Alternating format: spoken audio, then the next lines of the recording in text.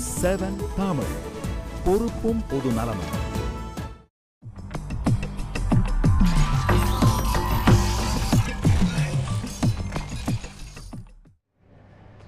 கேள்வி நேரம் நிகழ்ச்சிக்காக உங்களை மீண்டும் வரவேற்கிறேன். கல்வியல் சார்ந்த ஒரு விவாதம். உங்கள் பிள்ளைகளுக்கான எதிர்காலம் கல்வி தளத்தில் எப்படி இருக்கப் போகிறது, அதற்கான பார்வைகளை தான் இங்கு இருக்கக்கூடிய கருத்துரையாளர்கள் முன்வைத்துக் கொண்டிருக்கிறார்கள். இறுதி கட்டமாக, இறுதி தீர்வாக இந்த தலைப்பை எப்படி அணுகலாம், தொடர்ந்து பயணிக்கலாம். நான் என்னுடைய கேள்வி என்பது, நம்ம இந்த தளத்தை கொஞ்சம் மாற்ற வேண்டும். ஏன்னா உலக வங்கி சொல்வது, நீங்கள் பள்ளி கல்வியையே நீங்கள் சரியாக நீங்கள் செய்யாத நாடுகளுக்கு உயர்கல்வியில் நாங்கள் மானியம் வழங்க மாட்டோம் அப்படின்னு சொல்கிறாங்க. தொடர்ச்சியாக அவர்கள் சொல்வது உயர்கல்வியிலிருந்து ஒரு தேசம் விலகணும் அப்படின்னு அவர்கள் எதிர்பார்க்கிறாங்க. அதனால தான் ஒபாமா வருகிற போதெல்லாம் வெளிநாட்டு பல்கலைக்கழகங்கள்லாம் இங்கே வர வேண்டும் அப்படின்னு சொல்வதற்கான தேவை அங்குதான் இருக்கிறது. தொடர்ச்சியாக இங்கு இருக்கக்கூடிய கமிட்டிகளே சொல்வது கல்லூரி கட்டணங்களை உயர்த்தி கொள்ளுங்கள் அப்படின்றது. இன்னொரு பார்வையும் முன்வைக்கிறார்கள். இந்த உயர்கல்வியினால் சமூக பலன் என்பது குறைவாகத்தான் இருக்கிறது. உயர்கல்வி தருவதன் மூலமாக தனிநபர் பலன் தான் அதிகமாக இருக்கிறது. அதனால் விலக வேண்டும் என்கிற ஒரு அரசியல் பார்வை கல்வியல் தளத்தில் முன்வைக்கப்படுகிறது. இது சரின்னு நினைக்கிறீங்களா? உயர்கல்வி இது பிடிச்ச ஒரு விஷஸ் சர்க்கிள் அப்படின்னு சொல்லுவாங்க. ஒரு பிரச்சனையினுடைய காரணங்களை என்ன ஆரம்பிச்சுனாக்கா, ஒரு இடத்துல ஆரம்பித்து அது கொஞ்சம் போய் ஆரம்பிச்ச இடத்துலேயே நிற்கும். இதுதான் விஷஸ் சர்க்கிள். இப்போது பள்ளியில் தரம் இல்லை அப்படின்னு சொல்கிறாங்க. மாணவர்கள் இடத்துல பள்ளி கல்வியில் தரம் இல்லைன்னு சொன்னால், அங்கே நீங்கள் ஆசிரியர்கள் தரமாக இல்லைன்றீங்க. ஆசிரியர் தரமாக இல்லை என்று சொன்னால் ஆசிரியர் பயிற்சி நிறுவனங்கள் தரமானதாக இருக்கணும். ஆசிரியர் பயிற்சி நிறுவனங்கள் தரமாக இருக்கணும்னாக்கா அதை செயல்படுத்துகின்ற பல்கலைக்கழகங்கள் தரமாக இருக்கணும். அப்படி இருக்கும்போது ஒன்று பிணைஞ்சிருக்க சூழ்நிலையில் நீங்கள் எப்படி இது இது உயர்கல்வி தனியாரை நோக்கி தான், தனியாருக்கு தான் முக்கியமானது, தனியார் தான் அந்த பயன் அடிக்கிறாங்க, அது தேசத்துக்கோ சமூகத்துக்கோ பயனில்லை என்று உங்களால் எப்படி சொல்ல முடியும்? அது முதல் கேள்வி. இன்னொன்று, ஒரு விஞ்ஞானியை இந்த நாடு உருவாக்க வேண்டும்னு சொன்னால் அது எப்படி உருவாக்க முடியும்? அது உயர்கல்வி கொடுத்தா தானே அவங்களால் உருவாக்க முடியும். தொடர்ந்து நான் இறுதியாக கேட்பது இவ்வளவு கல்லூரிகள் இருக்கிறது, ஒரு 300க்கும் மேற்பட்ட தொழில்நுட்ப கல்லூரிகள்லாம் இருக்கிறது. ஆனால் இங்கே ஒரு ஆகச்சிறைந்த ஒரு தொழில்நுட்பம் சார்ந்த வளம்லாம் உருவாகவே ஆகலை. ஒன்லி ஐடி செக்டாரில் மட்டும்தான் மாணவர்கள் உருவாகி இருக்கிறார்கள். இந்த பார்வை மாறணும்னு நினைக்கிறீங்களா? இது எவ்வளவு தூரம் ஆபத்தானதுன்னு நினைக்கிறீங்க? ஃபர்ஸ்ட் என்னன்னா, இந்த காலேஜஸில் எல்லாருமே ப்ராஜெக்ட் பண்ணுவாங்க. ஃபர்ஸ்ட் அவங்க ஓனாக யாருமே பண்ணுறதில்ல. நம்ம நாடே ரிசர்ச்சுக்கு ரொம்ப ரொம்ப ரொம்ப கம்மியாக காசு செலவு பண்ணுறது நம்ம நாடு. சின்ன சின்ன நாடு கூட ரிசர்ச்சுக்கு அந்த அளவு செலவு பண்ணுறாங்க. நம்ம நாட்டில் டிஃபென்ஸுக்கு தான் அதிக ரிசர்ச்சுக்கு செலவு பண்ணுறாங்களே தவிர ரிசர்ச்சுக்கு காசே கொடுக்குறதில்ல. ப்ரைவேட் காலேஜஸ், இன்ஜினியரிங் காலேஜ் இவ்வளோ இருந்தும் ரிசர்ச்சுக்கு காசு கொடுக்குறதில்ல. தனியார் கல்லூரினா ஸ்ரேயாவில் கூட்டிகிட்டு வர்றதுக்கும் சினி ஆக்ட்ரஸை கூப்பிட்டு வர்றதுக்கெல்லாம் காசு செலவு பண்ணுறாங்க. ஒழுங்காக ஸ்டாஃப் போடுறதில்ல. எத்தனை காலேஜில் ஒன் டே ஸ்டாஃப் நிறைய பேரை கூப்பிட்டு வருவாங்க வாடகைக்கு. ஒரு நாள் மட்டும் அந்த பெர்மிஷன் கொடுக்க வருவாங்க இல்லையா, ரெகக்னைசேஷன் கொடுக்குறதுக்கு, அஃபிலியேஷன் கொடுக்குறது, அன்னைக்கு மட்டும்தான் ஸ்டாஃப் இருப்பாங்களே தவிர இது எல்லா காலேஜும் நடக்கிறது.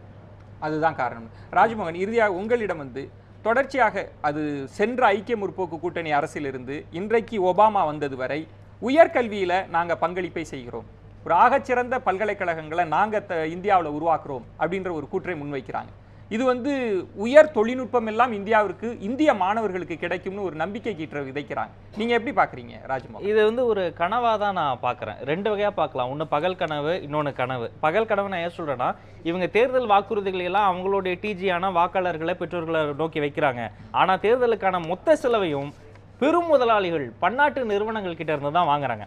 அப்படி பணத்தை இறைக்கிற பன்னாட்டு நிறுவனங்கள்லாம் நேரடியாகவோ மறைமுகமாகவோ இந்திய உயர்கல்வியில் ஈடுபட்டு தான் இருக்கிறாங்க. அவர்களுக்கு தேவை குறைந்தபட்ச சம்பளத்தில் மிக அதிகமான மிகுதியான ஒரு வேலையை நல்கக்கூடிய அடிமைகள் தான் அவங்களுக்கு தேவைப்படுறாங்க. ரெண்டாவது, நாம் என்ன மாதிரி ஒரு வழிமுறையை அல்லது ஒரு தீர்வை நோக்கி போகலாம்னா 1:15, அதாவது 15 மாணவர்களுக்கு ஒரு ஆசிரியராவது எல்லா எஜுகேஷனல் சிஸ்டத்திலையும் கட்டாயம் வேண்டும். கட்டாயமாக கல்வி இலவசமாக தர முடியும். போர் தேசமான இலங்கையில் இன்ஜினியரிங், மருத்துவம் எல்லாமே அரசாங்கம் கொடுக்கிறது. இந்தியாவில் உருவாக்கப்படுகிற குறைந்த விலை ஈமுக்கூலி போன்று உருவாக்கப்படுகிற பொறியாளர்களை விட இலங்கையில் கஷ்டப்பட்டு உருவாக்கப்படுகிற ஒரு பொறியியல் மாணவன் மிகவும் தொழில்நுட்ப ரீதியாக மிகவும் சவால் விடக்கூடிய பன்னாட்டு அளவில் உயர்ந்த பதவிகளில் அலங்கரிக்கக்கூடிய மாணவனை உருவாக்கப்படுறான். நிச்சயமாக கல்வியை இலவசமாக வழங்க வேண்டும். கல்வியை இலவசமாக வழங்குவது, இனி தனியார் பங்களிப்புகள் எல்லாம் இல்லாமல் இப்படி செய்யறது அப்படின்றது ஒரு லட்சியவாதம் இல்லையா?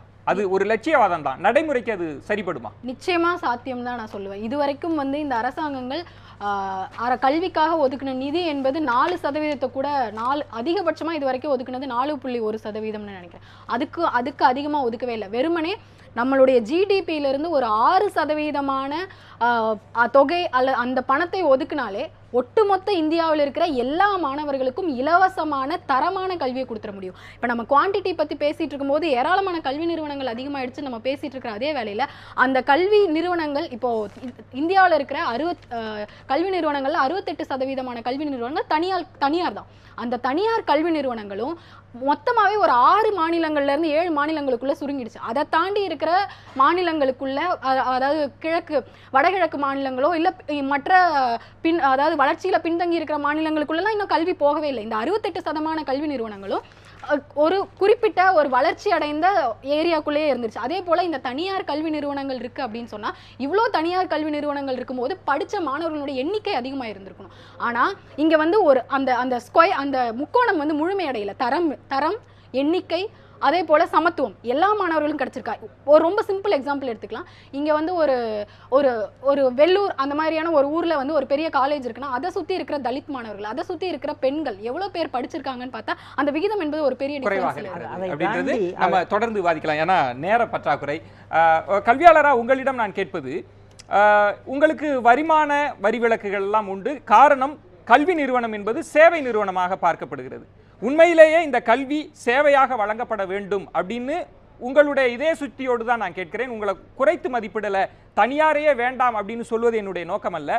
ஆனால் இதை ஒரு சேவையாக மாற்றுவதற்கு அரசிடம் நீங்கள் என்ன எதிர்பார்க்கிறீர்கள்? அரசு என்ன செய்ய வேண்டும்?